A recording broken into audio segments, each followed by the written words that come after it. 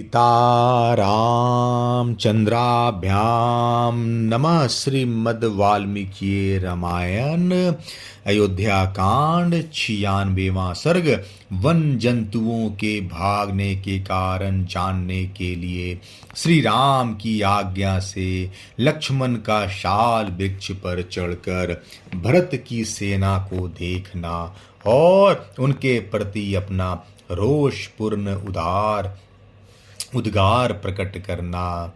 इस प्रकार मिथिलेश कुमारी सीता को मंदाकिनी नदी का दर्शन कराकर उस समय श्री रामचंद्र जी पर्वत के समतल प्रदेश में उनके साथ बैठ गए और तपस्वी जनों के उपभोग में आने योग्य फल मूल के गुदे से उनकी मानसिक प्रसन्नता को बढ़ाने उनका लालन करने लगे।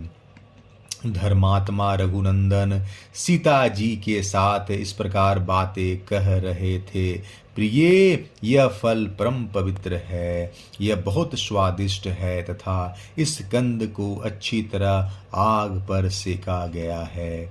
इस प्रकार वे उस पर्वतीय प्रदेश में बैठे हुए ही थे कि उनके पास आने वाली भरत की सेना की धूल और कोलाहल दोनों एक साथ प्रकट हुए और आकाश में फैलने लगे। इसी बीच में सेना के महान कोलाहल से भयभीत एवं पीड़ित हो हाथियों के कितने ही मत वाले यूथपति अपने यूथों के साथ संपूर्ण दिशाओं में भागने लगे। श्री रामचंद्र जी ने सेना से प्रकट हुए उस महान कोलाहल को सुना तथा भागे हुए उन समस्त यूथपतियों को भी देखा। उन भागे हुए हाथियों को देखकर और उस महाभयंकर शब्द को सुनकर श्री रामचंद्र जी उद्दीप्त तेज वाले सुमित्रा कुमार लक्ष्मण से बोले, लक्ष्मण, इस जगत में तुमसे ही माता सुमित्रा श्रेष्ठ पुत्र वाली हुई है। देखो तो सही, यह भयंकर गर्जना के साथ कैसा गंभीर तुमुल नाद सुनाई देता है। सुमित्रा नंदन, पता तो लगाओ, इस विशाल वन में ये जो हाथियों के झुंड अथवा भैंसे या मृग जो सहसा संपूर्ण दिशाओं की ओर भाग चले हैं, इसका क्या कारण है? इन्हें सिंहों ने तो नहीं डरा दिया अथवा कोई राजा या राजकुमार इस वन में आकर शिकार तो नहीं खेल रहा है या दूसरा कोई हिंसक जंतु तो नहीं प्रकट हो गया है। लक्ष्मण, इस पर्वत पर अपरिचित पक्षियों का आना जाना भी अत्यंत कठिन है, फिर यहाँ किसी हिंसक जंतु या राजा का आक्रमण कैसे संभव है? अतः इन सारी बातों की ठीक ठीक जानकारी प्राप्त करो। भगवान श्री राम की आज्ञा पाकर लक्ष्मण तुरंत ही फूलों से भरे हुए एक शाल वृक्ष पर चढ़ गए और संपूर्ण दिशाओं की ओर देखते हुए उन्होंने पूर्व दिशा की ओर दृष्टिपात किया। तत्पश्चात उत्तर की ओर मुंह करके देखने पर उन्हें एक विशाल सेना दिखाई दी, जो हाथी, घोड़े और रथों से परिपूर्ण तथा प्रयत्नशील पैदल सैनिकों से संयुक्त थी।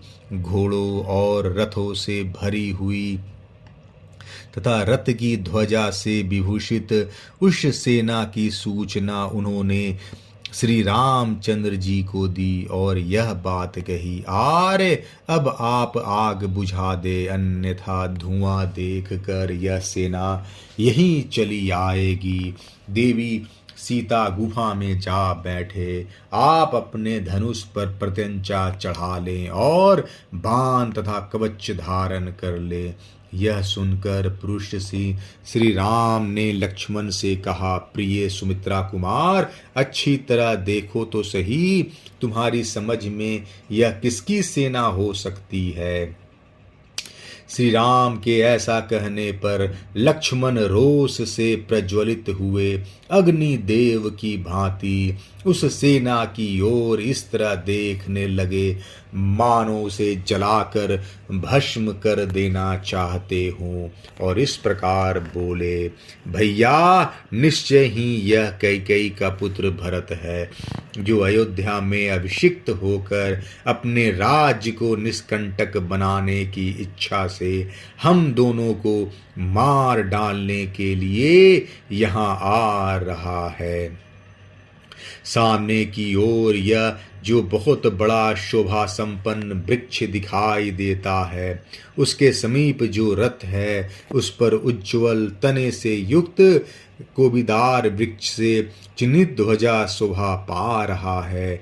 ये घुड़सवार सैनिक इच्छा अनुसार शीघ्रगामी घोड़ों पर आरूढ़ हो इधर ही आ रहे हैं, और ये हाथी सवार भी बड़े हर्ष से हाथियों पर चढ़कर आते हुए प्रकाशित हो रहे हैं। वीर, हम दोनों को धनुष लेकर पर्वत की शिखर पर चलना चाहिए, अथवा कवच बांधकर अस्त्र शस्त्र धारण किए यहीं डटे रहना चाहिए।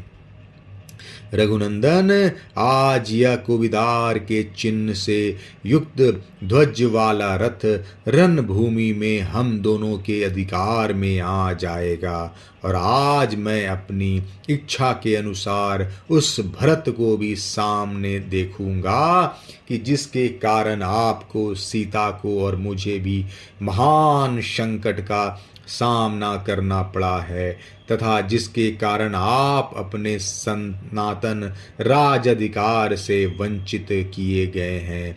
वीर रघुनाथ जी, यह भरत हमारा शत्रु है और सामने आ गया है, अतः वध के ही योग्य है।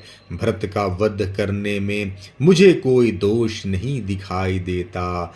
रघुनंदन, जो पहले का उपकारी अपकारी रहा हो, उसको मार कर कोई अधर्म का भागी नहीं होता। भरत ने पहले हम लोगों का अपकार किया है, अतः उसे मारने में नहीं, जीवित छोड़ देने में ही अधर्म है। इस भरत के मारे जाने पर आप समस्त वसुधा का शासन करें। जैसे हाथी किसी वृक्ष को तोड़ डालता है, उसी प्रकार राज का लोभ करने वाली कैकेयी आज अत्यंत दुख से आर्त हो इसे मेरे द्वारा युद्ध में मारा गया देखे। मैं कैकेयी का भी उसके सगे संबंधियों एवं बंधु बांधवों सहित बध कर डालूंगा। आज यह पृथ्वी कैकेयी रूप महान पाप से मुक्त हो जाए। मानद, आज मैं अपने रोके हुए क्रोध तथा तिरस्कार को शत्रु की सेनाओं पर उसी प्रकार छोड़ूंगा जैसे सूखे घास फूस के ढेर में आग लगा दी जाए।